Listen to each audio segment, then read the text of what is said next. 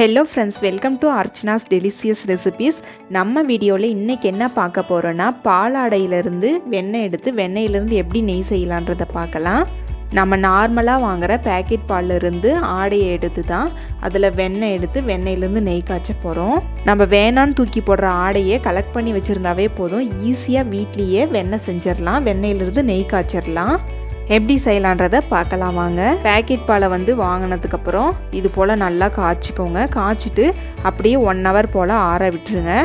1 hourக்கு அப்புறம் பார்த்தீங்கன்னா பாலுக்கு மேலெல்லாம் ஆடை நல்லா ஃபார்ம் ஆகி வரும். அந்த ஆடையை எடுத்து இது போல் ஒரு கண்டெய்னரில் டெய்லியும் கலெக்ட் பண்ணி வச்சுக்கோங்க. கலெக்ட் பண்ணதுக்கப்புறம் நீங்கள் ஃப்ரீசரில் வச்சுருங்க. ஃப்ரிட்ஜில் வைக்க வேண்டாம், ஃப்ரீசரில் வச்சிங்கன்னா தான் நீண்ட நாளைக்கு அப்படியே இருக்கும். இப்போ இந்த பாத்திரம் நிறையா நமக்கு ஸ்டோர் ஆனதுக்கப்புறம் நம்ம வெண்ணெய் செய்ய ஆரம்பிச்சிடலாம். நீங்கள் வெண்ணெய் செய்யறதுக்கு முன்னாடி நாளே எடுத்து வெளியே வச்சுருங்க. இப்போ காலையில் செய்கிறீங்கன்னா நைட்டே வெளியே எடுத்து வச்சுருங்க. ஒருவேளை ஈவினிங் செய்கிறீங்கன்னா காலையிலேயே எடுத்து வெளியே வச்சுருங்க. முன்னாடியே வெளியே எடுத்து வச்சிங்கன்னா தான் இந்த ஆடையெல்லாம் மெல்ட் ஆகிட்டு நமக்கு வெண்ணெய் செய்யறதுக்கு ஈஸியாக இருக்கும். இப்போது நம்ம வெண்ணெய் செய்ய ஆரம்பிச்சிடலாம். அதுக்கு ஒரு மிக்சி ஜார் எடுத்துக்கலாம். மிக்சி ஜார் உயரமாக இருக்கிற மாதிரி பார்த்துக்கோங்க. சின்ன மிக்சி ஜார் எடுத்திங்கன்னா தண்ணி எல்லாமே லீக் ஆகி வந்துட்டே இருக்கும் மூடி வழியாக. அதனால் உயரமாக இருக்கிறத எடுத்துக்கிட்டிங்கன்னா சீக்கிரமாக நமக்கு தெரிச்சு விழாது தண்ணி. ஆடையை முழுசாக சேர்க்காம பாதி அளவு மட்டும் சேர்த்துக்கலாம். மீதி பாதியை அடுத்த ரவுண்டுக்கு நம்ம சேர்த்துக்கலாம். இது போல பாதி ஆடையை சேர்த்ததுக்கு அப்புறம் நம்ம கோல்டு வாட்டர் ஆட் பண்ணிக்கலாம். இந்த வாட்டரையும் ஃப்ரீசரில் 1 hour போல வச்சிருங்க. 2 வாட்டர் பாட்டில் அளவு நீங்கள் தண்ணி ஊற்றி ஃப்ரீசரில் வச்சிட்டிங்கன்னா ஒரு 1 hour வச்சிங்கன்னா போதும். இந்த வெண்ணெய் செய்யறதுக்கு அந்த தண்ணியே சரியாக இருக்கும். கோல்டு வாட்டர் ஆட் பண்ணும் பொழுது நமக்கு வெண்ணெய் சீக்கிரமாக திரண்டு வரும். அதனால தான் நம்ம கோல்டு வாட்டர் ஆட் பண்ணுறோம். இது போல் 1ல் வச்சுக்கோங்க. வச்சுட்டு 1 நிமிஷத்துக்கு ஒரு டைம் 1ல் வச்சு ஆஃப் பண்ணிகிட்டே இருங்க. இது மாதிரி 3 நிமிஷத்துலேருந்து 5 நிமிஷம் வரைக்கும் பண்ணிங்கன்னா நமக்கு சீக்கிரமாக வெண்ணெய் திரண்டு வந்துடும்.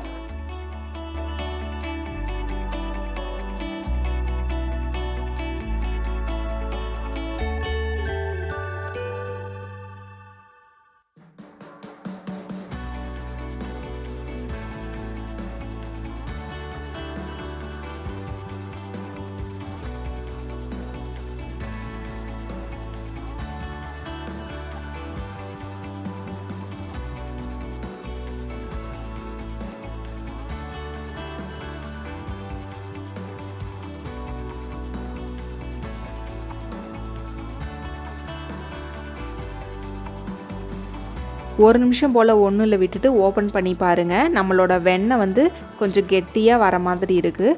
அதனால் இன்னும் கொஞ்சமாக கோல்டு வாட்டர் ஆட் பண்ணிக்கலாம். ஆட் பண்ணிவிட்டு திரும்பவும் க்ளோஸ் பண்ணிவிட்டு 1ல் வச்சுக்கோங்க. அதாவது 3லேருந்து 5 நிமிஷம் இதே போல் செஞ்சிங்கன்னா நமக்கு சீக்கிரமாக வெண்ணெய் கிடச்சிரும்.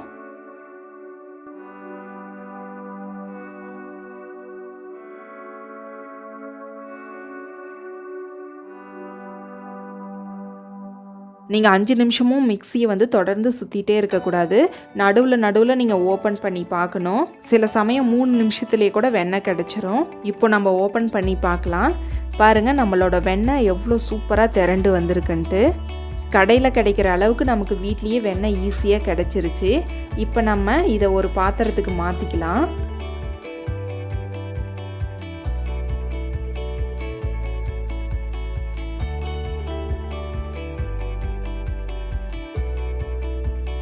அதுக்கு ஒரு அகலமான பாத்திரம் எடுத்துக்கோங்க. அதில் கொஞ்சமாக தண்ணி சேர்த்துட்டு அதில் கொஞ்சமாக ஐஸ் க்யூப்ஸும் சேர்த்துக்கோங்க. இந்த ஐஸ் க்யூப்ஸ் எதுக்கு சேர்க்குறோன்னா, இந்த வெண்ணெயை இந்த பாத்திரத்தில் எடுத்து போடும் பொழுது மெல்ட் ஆகாமல் இருக்கிறதுக்காக தான் ஐஸ் க்யூப்ஸ்லாம் நம்ம சேர்க்குறோம். இது போல் வெண்ணெயை எடுத்து நம்ம எடுத்து வச்சுருக்கிற பாத்திரத்தில் சேர்த்துக்கலாம்.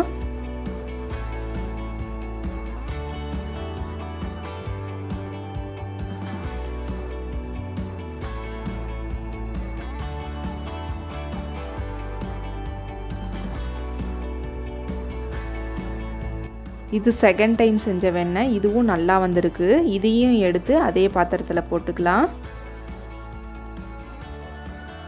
வெண்ணெயை போட்டதுக்கப்புறம் இது போல் நல்லா வெண்ணெய் மிதந்து வந்துச்சுன்னா நம்மளோட வெண்ணெய் கரெக்டான பக்குவத்தில் வந்திருக்குன்னு அர்த்தம்.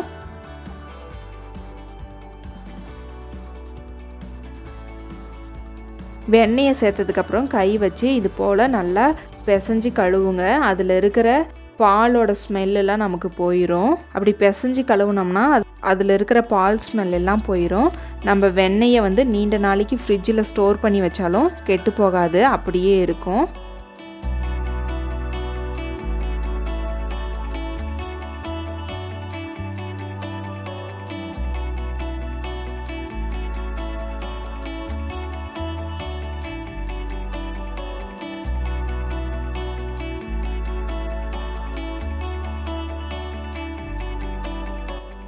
நல்லா வாஷ் பண்ணதுக்கப்புறம் இன்னொரு டைம் தண்ணி பிடிச்சி வாஷ் பண்ணிக்கோங்க.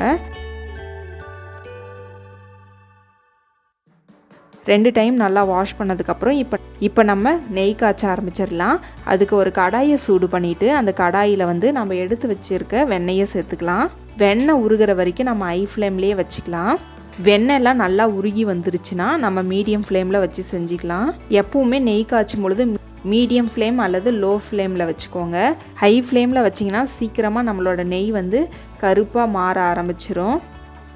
நமக்கு இப்போது ஒயிட் கலரில் மேலெல்லாம் ஃபார்ம் ஆகுது இல்லையா, அதெல்லாம் அடியில் போயிட்டு ப்ரௌன் கலரில் மாறிடும்.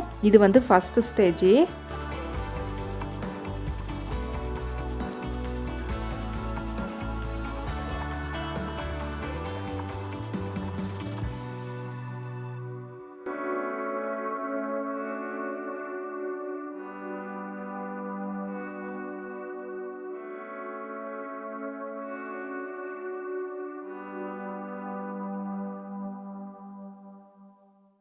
செகண்ட் ஸ்டேஜில் பார்த்தீங்கன்னா மேலே வந்து இது போல் நுரெல்லாம் வரும். இப்போ ஓரளவுக்கு நம்மளோட நெய் வந்து ரெடி ஆயிடுச்சுன்னு அர்த்தம். இந்த ஸ்டேஜில் நம்ம கொஞ்சமாக கல்லுப்பு சேர்த்துக்கலாம். அதாவது 1/4 டேபிள் ஸ்பூன் அளவு சேர்த்தா போதும். கூடவே கொஞ்சமாக கருவேப்பிலை சேர்த்துக்கோங்க. இந்த கருவேப்பிலையும் உப்பும் எதுக்காக சேர்க்குறோன்னா நெய் வந்து வாசமாக இருக்கும், அதுக்காக தான் நம்ம சேர்க்குறோம். இந்த கருவேப்பிலையை சேர்த்த உடனே நெய் வந்து நமக்கு நல்லா பொரிஞ்சு வரும். அப்போ வந்து நெய்யோட ஸ்மெல்லாம் நமக்கு வர ஆரம்பிக்கும். இப்போ நம்மளோட நெய் வந்து ரொம்ப சூப்பராக ரெடி ஆயிருச்சு. அடியில் தங்கின அந்த ஒயிட் கலர் எல்லாமே ப்ரௌன் கலரில் மாறிடணும். அந்த அளவுக்கு நெய்யை வந்து காய்ச்சி எடுத்துக்கலாம். அதிக நேரம் விட்டிங்கன்னா நெய் வந்து கருப்பாக மாறிடும். பாருங்கள், அடியில் ப்ரௌன் கலரில் நமக்கு லைட்டாக வர ஆரம்பித்தோடனே நீங்கள் ஸ்டவ் ஆஃப் பண்ணிடுங்க. இப்போ கரண்டியில் அள்ளி காட்டுறேன் பாருங்கள், நம்மளோட நெய் வந்து கோல்டன் எல்லோ கலரில் எவ்வளோ சூப்பராக வந்திருக்குன்னு. இந்த சமயத்தில் ஸ்டவ் ஆஃப் பண்ணிவிட்டு அப்படியே விட்டுருங்க, நல்லா ஆறட்டும் நெய்.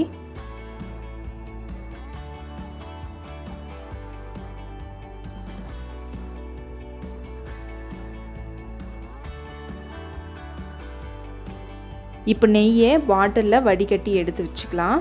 வேணான்னு தூக்கி போடுற பாலாடையை கலெக்ட் பண்ணி வச்சுருந்தாலே போதும், நமக்கு ஈஸியாக நெய் வீட்லேயே காய்ச்சிடலாம்.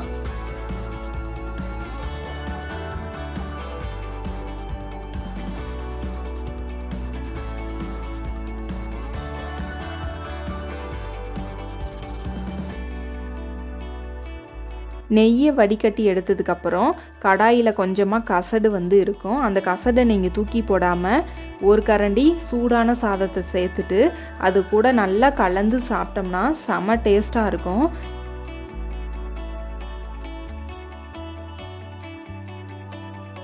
நெய்யை நல்லா காய்ச்சி வச்சுட்டு அடுத்த நாள் பாருங்கள், நம்மளோட நெய் எல்லாமே கடையில் வாங்குற மாதிரியே நல்லா எல்லோ கலரில் துவஞ்சி வந்திருக்கு. ரொம்ப ரொம்ப சூப்பராக ரெடியாகி வந்திருக்கு.